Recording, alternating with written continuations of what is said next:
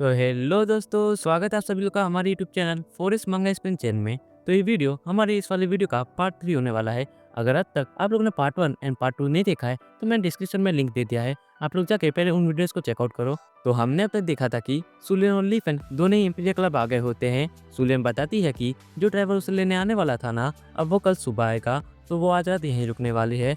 लीफेन भी उसे रुकने के लिए हाँ कह देता है। फिर हमें अगली सुबह का सीन दिखा जाता है जहाँ लीफेन एक टैक्सी में बैठा होता है और कॉल पर किसी से बात कर रहा होता है। हम देखते हैं कि कॉल पर सुलियन होती है जो कि कह रही होती है कि टीचर, क्या आप वेस्टर्न नोबल स्कूल में टीचर हैं क्या? वो स्कूल ना हमारी चू फैमिली की प्रॉपर्टी है और ग्रैंडपा कह रही थी कि वो आपको स्कूल का प्रिंसिपल की पोस्ट देने वाले हैं, तो आपको नॉर्मल टीचर बनने की जरूरत नहीं।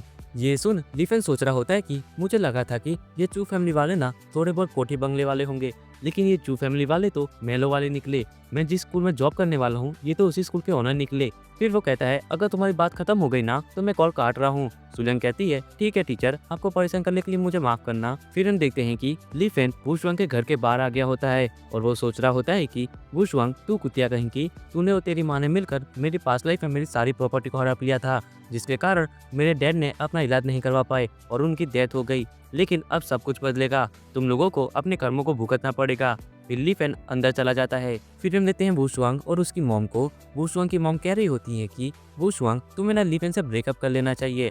प्यार व्यार सब कुछ फिजूल की बातें हैं, असली चीजें पैसा, गाड़ी और बंगला, और ये तीनों ही लीफेन के पास नहीं है। तुम समझ रही हो ना मैं क्या कहना चाहती हूँ? वुशवांग कहती है हाँ मॉम, मैं समझ गई, आपको परेशान होने की जरूरत नहीं, मैं लीफेन से ब्रेकअप कर लूंगी। और वो मनी मन सोच रही होती है कि लीफेन, ये सब तुम्हारी गलती है कि तुम गरीब हो, और अगर मैं तुम्हारे साथ रहूंगी ना तो मुझे भी वो गांव की गवारों वाली लाइफ जीनी पड़ेगी, तो मेरे लिए यही अच्छा है कि मैं तुमसे ब्रेकअप कर लूं। फिर हम देखते हैं वुशवांग की मॉम को जो कि कह रही होती है वुशवांग, मैं ना ये तुम्हारे भले के लिए कह रही हूँ, तुम्हें ना लीफेन को छोड़ के यांगशो को अपना बॉयफ्रेंड बनाना चाहिए। यांगशो ना एक कोटे बंगले वाला लड़का है जिसकी हर कोई इज्जत करता है। मुझे यकीन है अगर तुम उसके साथ शादी कर लोगी ना तो तुम्हें अपनी पूरी लाइफ किसी भी चीज़ की चिंता करने की जरूरत नहीं होगी। और इसके सामने प्यार क्या चीज़ है, ना हम उसे खा सकते हैं और ना ही उसका इस्तेमाल कर सकते हैं। ये ना रियल लाइफ है, कोई मूवी नहीं। यहाँ तुम्हारा दिल कितना साफ है ये नहीं, बल्कि तुम्हारे पास कितना पैसा है ये देखा जाता है। और वो कहती है मेरी आंखों में देखो, इन आंखों ने ना बहुत ही दुख देखा है।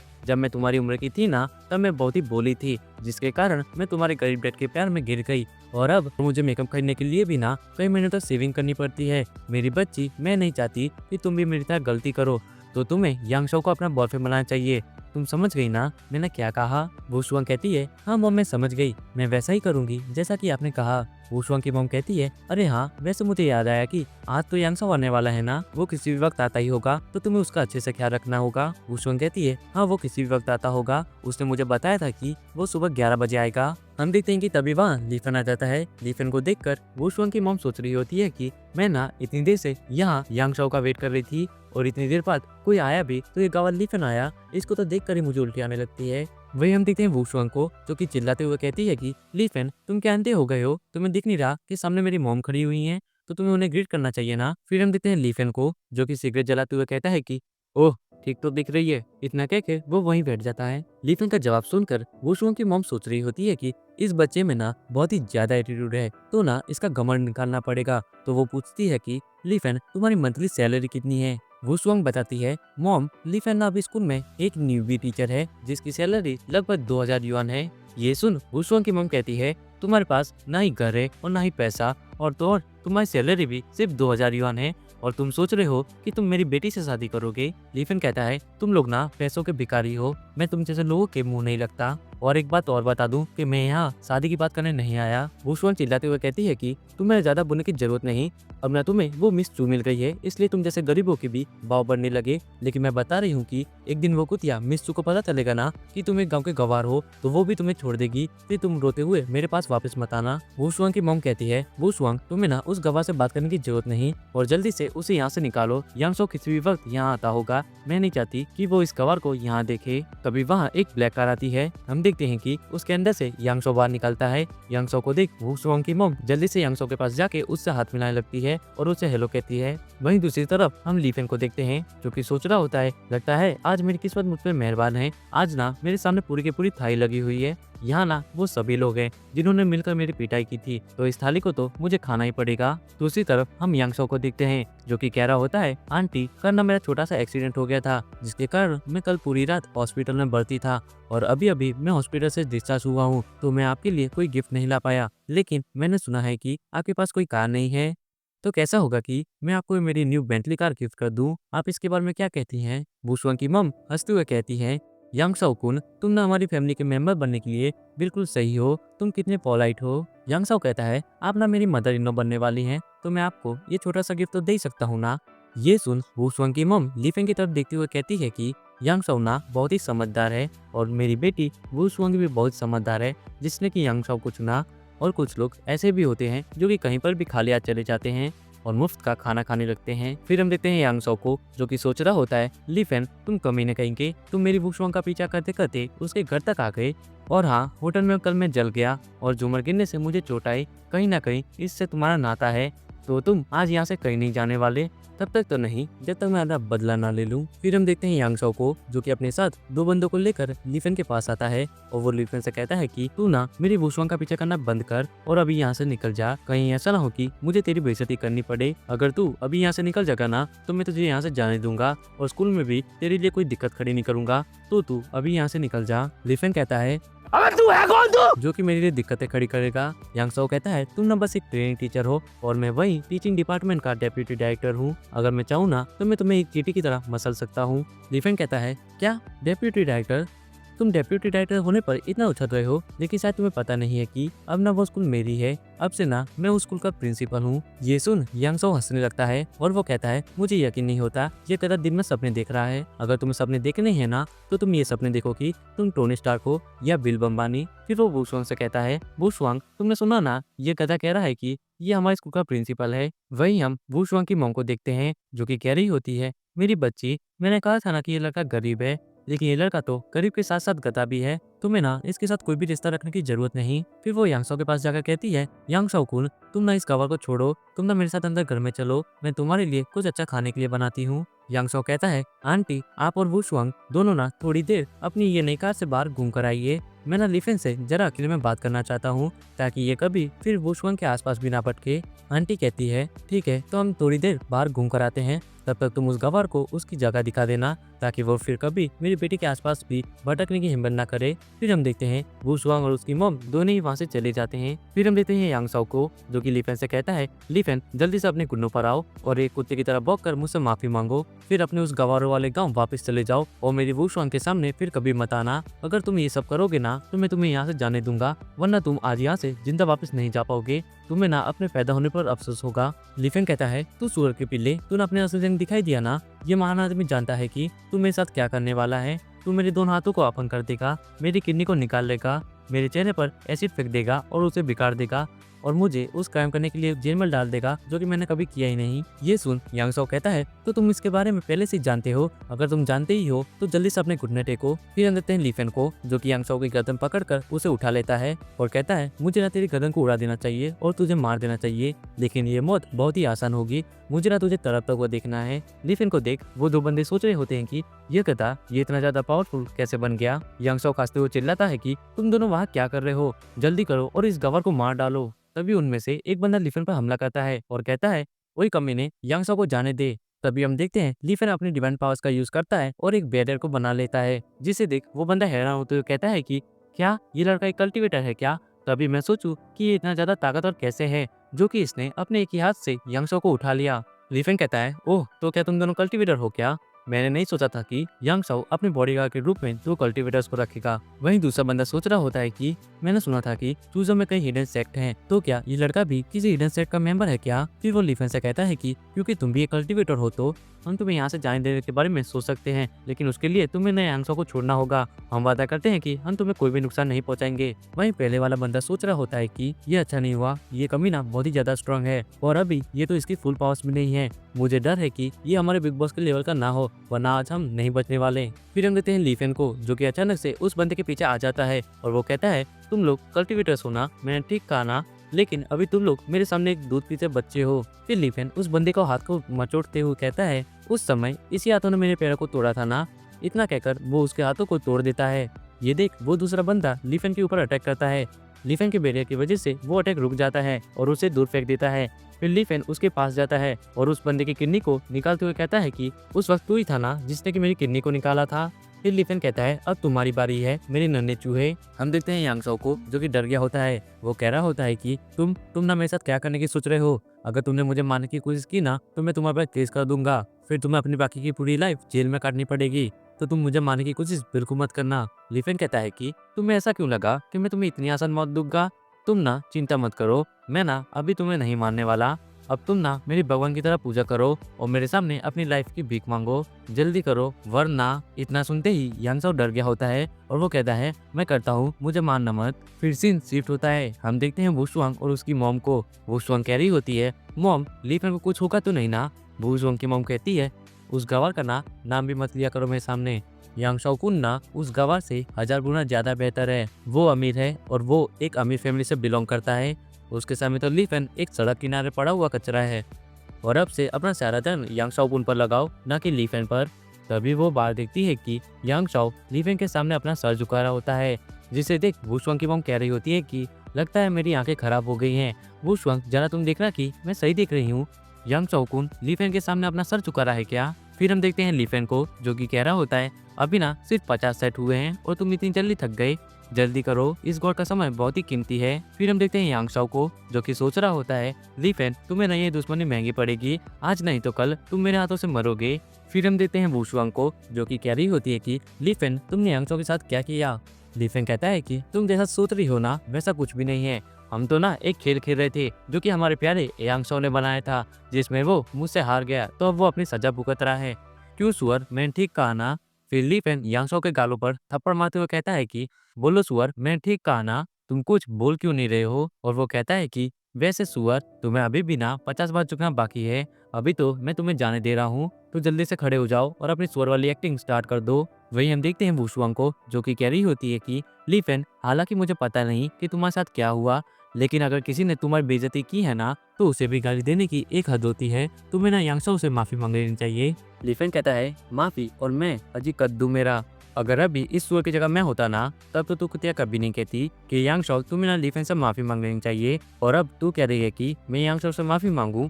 वहीं हम यांगसो को देखते हैं जो कि सोच रहा होता है कि लीफेन मैं ना गॉड की कसम खाता हूँ, मैं तुम्हें इसकी कीमत चुकाने पर मजबूर कर दूंगा। मैं तुम्हें इतना दर्द दूंगा कि तुम्हें लगेगा कि इससे अच्छा तो मौत है। फिर हमें थोड़ी देर बाद का सीन दिखाया जाता है जहाँ पर लीफेन वुशुआंग के घर के बाहर आ गया होता है।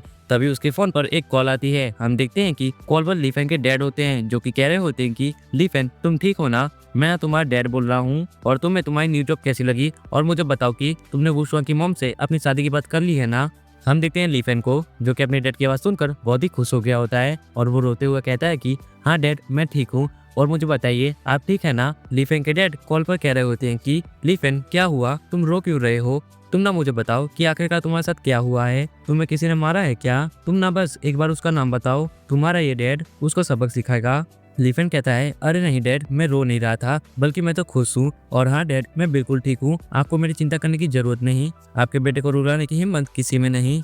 और हाँ डैड अभी मुझे कुछ काम है, जैसे ही मैं अपना काम खत्म कर लूंगा ना तो आपका ये बेटा आपको चूजो सिटी लेने के लिए वापस आएगा। इतना कहकर लीफेन कॉल काट देता है। फिर हम देखते हैं लीफेन को जो कि जाते हुए सोच रहा होता है ये महान आदमी ने ना अपनी पिछली लाइफ में बहुत ही दुख झेला था, मुझे तब तक परेशान किया गया था जब तक कि मेरी मौत नहीं हो गई, और उन कमीनों ने मेरे डैड को भी नहीं छोड़ा। हालांकि अभी मेरे डैड इस बारे में कुछ नहीं जानते कि उनकी पिछली लाइफ में उन्होंने कितने दुखों को झेला है, लेकिन इस महान आदमी को ना सभी चीजों के बारे में पता है। डैड मैं वादा करता हूँ मैं आपको इस बार कुछ भी नहीं होने दूंगा और उन कमीनों को उनकी कर्मों की सजा दूंगा। फिर सीन शिफ्ट होता है। हम देखते हैं लीफेन को जो कि प्रिंसिपल के ऑफिस आ गया होता है, जहाँ प्रिंसिपल माँ लीफेन से कहते हैं कि लीफेन तुम ना नसीब वाले हो कि तुम्हें ना हमारे स्कूल में जॉब मिल गई, लेकिन अभी ना हमें ट्रेनिंग टीचर की कोई भी जरूरत नहीं है, तो तुम ना फिलहाल स्कूल के वेयर हाउस में काम करोगे। लीफेन ये सुन सोच रहा होता है कि क्या ये महान आदमी वेयर हाउस में काम करेगा। प्रिंसिपल माँ कहते हैं लीफेन आज ना चेयरमैन स्कूल के नए प्रिंसिपल की घोषणा करने वाले हैं, तो वो आज स्कूल की स्थिति को देखने आने वाले हैं, तो जल्दी जाओ और जाके वेयर हाउस की अच्छे से सफाई कर दो। अगर तुमने जल्दी नहीं की ना तो इस महीने की सैलरी के बारे में भूल जाना। लीफेन कहता है प्रिंसिपल माँ आप ना अपनी मनमानी कर रहे हैं, आप ना एक टीचर को वेयर हाउस में काम करने को कह रहे हैं, क्या नए प्रिंसिपल ने आपको ये करने की अनुमति दी है क्या। प्रिंसिपल माँ चिल्लाते हुए कहते हैं कि लीफेन, तुम ना मुझसे बहस करने की हिम्मत कर रहे हो, और मैं तुम्हें बता दूं कि स्कूल के नए प्रिंसिपल ना यांगसो बनने वाला है। और वो चाबी को फेंकते हुए कहते हैं कि मैंने सुना है कि तुम्हारे और यांगसो के बीच का रिलेशन अच्छा नहीं है। अगर वो प्रिंसिपल बन गया ना तो मुझे पक्का यकीन है कि वो तुम्हें स्कूल से निकाल देगा। तो बेहतर होगा कि तुम ना उससे जितना जल्दी हो सके उतना जल्दी माफी मांग लो, हो सकता है कि वो तुम्हें माफ कर दे। तभी हम देखते हैं वहाँ एक और नया बंदा आ गया होता है जो कि कह रहा होता है कि लीफेन, मैंने सुना है कि तुम्हें यहाँ जॉब मिल गई है। फिर वो लीफेन को पकड़ते हुए कहता है कि तू कमीना कहीं का, तूने मुझे इस बारे में बताया क्यों नहीं? तूने अपने भाई जैसे दोस्त को बताना जरूरी नहीं समझा क्या? वही हम देखते हैं प्रिंसिपल माँ को जो कि चिल्लाते हुए कहता है कि क्यूफी, तुम यहाँ क्या कर रहे हो? तुम्हें यहाँ आने को किसने कहा? तुम एक पीटी टीचर हो, तुम्हें ना अभी ग्राउंड पर होना चाहिए। तुम क्या चाहते हो कि मैं तुम्हारी इस महीने की आधी सैलरी को काट लूं? और वो कहता है कि जल्दी करो और लीफेन को अपने साथ लेकर यहाँ से निकल जाओ। क्यूफी कहता है प्रिंसिपल माँ, मुझे माफ करना, हम अभी यहाँ से जाते हैं। फिर हम देखते हैं वो दोनों लॉबी में आ गए होते हैं। क्यूफी कहता है लीफेन, हमारा ग्रेजुएट हुए लगभग 1 साल हो गया है और अब तुम यहाँ वुशुआंग के साथ जॉब भी कर सकते हो, तो तुम दोनों शादी कब कर रहे हो? लीफेन कहता है नहीं, हम दोनों अब शादी नहीं कर रहे। वुशुआंग ना अब उस कमीने यांगसो को पसंद करती है। क्यूफी कहता है तुमने ना उस कुतिया वुशुआंग को छोड़कर बिल्कुल सही किया, वो तुम्हारे साथ रहने की लायक नहीं थी। देखना एक दिन उसको तुम्हें छोड़ने का पछतावा होगा। लीफेन कहता है अब ना मेरे बारे में बात करना बंद करो और तुम्हारा बताओ, तुमने तो फिजिक्स और केमिस्ट्री में एमए किया है ना, तो तुम पीटी टीचर क्यों बने हुए हो? क्यूफी बताता है कि जब मैं पहली बार यहाँ आया था ना तब मैं केमिस्ट्री का टीचर था। सभी टीचर और लड़कियां मुझे पसंद करती थी और ये चीज प्रिंसिपल माँ और यांगसो को पसंद नहीं आई, तो उन्होंने मुझे पीटी टीचर बना के ग्राउंड पे खड़ा कर दिया जिससे कि मैं काला पड़ जाऊं। क्या करूं, साले जलते हैं मुझसे। मैं ना इस जॉब को छोड़ भी देता, लेकिन अभी ना मेरी मॉम हॉस्पिटल में भर्ती हैं, तो मुझे ये जॉब की अभी जरूरत है, लेकिन जब मेरी मॉम ठीक हो जाएंगी ना तो मैं पक्का इस जॉब को छोड़ दूंगा। लीफेन कहता है क्यूफी, तुम ना चिंता मत करो, तुम्हें ना अपनी जॉब छोड़ने की जरूरत नहीं पड़ेगी। मैं वादा करता हूँ कि तुम पर जो जुल्म हो रहे हैं ना उसका न्याय मैं जरूर करूंगा। क्यूफी कहता है लीफेन, तुम ना मुझे बहुत ही ज्यादा कॉन्फिडेंट लग रहे हो, जो कि तुम ये अजीब सी बातें कर रहे हो, लेकिन तुम्हें मेरे लिए प्रिंसिपल माँ या फिर यांगसो को नाराज करने की जरूरत नहीं। वो लोग ना हमारे जैसे लोगों के लिए बहुत ही ज्यादा पावरफुल हैं, हम जैसे लोग उनका कुछ भी नहीं बिगाड़ सकते। लीफेन कहता है क्यूफी, अब ना मैं स्कूल का नया प्रिंसिपल बनने वाला हूँ, तो अब मैं तुम्हें स्कूल का नया वाइस प्रिंसिपल बनाऊंगा और अब तुम्हें ना ग्राउंड पर धूप में खड़े रहने की बिल्कुल भी जरूरत नहीं होगी। अब ना हम दोनों स्कूल पर राज करेंगे और उन सभी लोगों को सजा देंगे जिन्होंने तुम्हें परेशान किया। ओलिफेन सोच रहा होता है कि क्यूफी ना मेरी पिछली लाइफ का सबसे अच्छा फ्रेंड है और इन लोगों ने इसको पैसा करने की जरूरत की, लेकिन अब स्कूल का कानून मेरे हाथों में है, तो मैं अब किसी को भी नहीं छोड़ने वाला। वही हम देखते हैं क्यूफी को जो कि हंसते हुए कहता है कि लीफेन, मैंने तुमसे बस 1 साल नहीं मिला और तुमने इतने ही टाइम में इतना अच्छे जोक मारना सीख लिया, तुम ना बहुत ही ज्यादा टैलेंटेड हो। फिर वो लीफेन की पीठ को थपथपाते हुए कहता है कि ठीक है प्रिंसिपल, तो चलो हम तुम्हें हमारे स्कूल को दिखा देता हूँ। फिर सीन शिफ्ट होता है, हम देखते हैं वो 2 बंदों को जिनकी लीफेन ने पिटाई की थी। उनमें से एक बंदा कहता है कि बिग बॉस, आपको ना हमारा बदला लेना होगा, उस कमीने ने ब्रदर ही के हाथ को तोड़ दिया और मेरी किडनी को निकाल लिया। हम देखते हैं बिग बॉस को जो कि कह रहा होता है क्या तुम्हें किसी ने मारने की हिम्मत की, और तुम्हारे मुताबिक वो लड़का एक कल्टिवेटर था और तुम्हें पता भी नहीं कि वो लड़का कौन था। क्या तुम लोगों ने उसे बताया नहीं कि तुम लोग कौन से सेक्स से हो? वो बंदा कहता है कि हमने बताया था, लेकिन वो लड़का फिर भी नहीं माना और वो कहने लगा कि अपने बिग बॉस से कह देना कि गू खा ले, और उसने ये भी कहा कि अपने बिग बॉस से कह देना कि अगर वो मुझसे लड़ने आया ना तो वो आपको भी अपने घुटने टिकाने पर मजबूर कर देगा। हम देखते हैं कि ये सुन बिग बॉस बहुत ही ज्यादा गुस्सा हो गए होते हैं और वो कहते हैं कि क्या उस लड़के की इतनी हिम्मत, अब ना वो लड़का मेरे हाथों से नहीं बचने वाला, तुम दोनों जल्दी से पता करो कि वो लड़का अभी कहाँ पे है। और वो कहता है कि ये बिग बॉस ना उस लड़के को खुद अपने हाथों से 3 हिस्सों में काट देगा। फिर सीन शिफ्ट होता है, हमें तियांगलो होटल का सीन दिखा जाता है जहाँ हम सूर्यन को देखते हैं जो कि ग्रैंडपा चू तियांगजेन से कह रही होती है कि ग्रैंडपा, हम टीचर लीफेन को प्रिंसिपल बना रहे हैं, तो हमें इस चीज को सेलिब्रेट करना चाहिए और सभी टीचर्स के सामने इस चीज को अनाउंस करना चाहिए। चू तियांगजेन कहता है कि हाँ सूर्यन, तुम ठीक कह रही हो, तुम ना ये करो कि सभी टीचर्स को स्कूल से तियांगलो होटल बुला लो, हम यही नए प्रिंसिपल को अनाउंस करेंगे। सुलियन कहती है ठीक है ग्रैंडपा, तो मैं सभी चीजों का बंदोबस्त करती हूँ।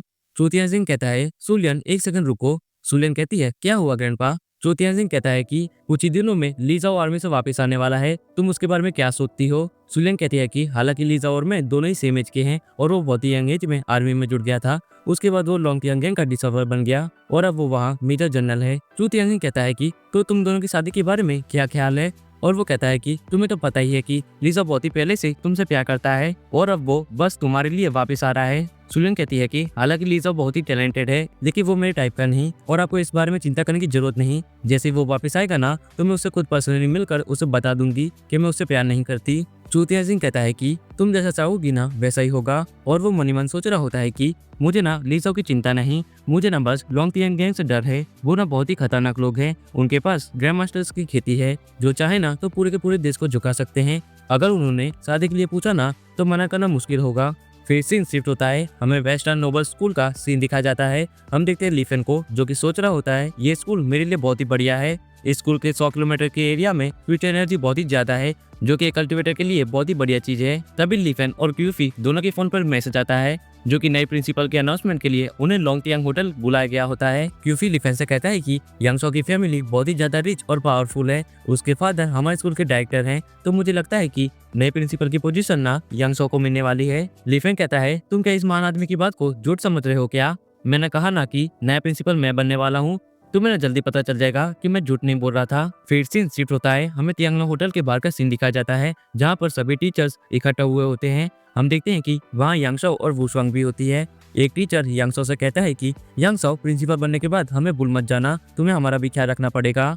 वहीं दूसरी टीचर कह रही होती है कि हाँ, यांगसो बहुत ही टैलेंटेड है, नए प्रिंसिपल की पोजीशन ना यांगसो को ही मिलेगी। हम देखते हैं कि तभी लीफेन और क्यूफी वहाँ आ जाते हैं।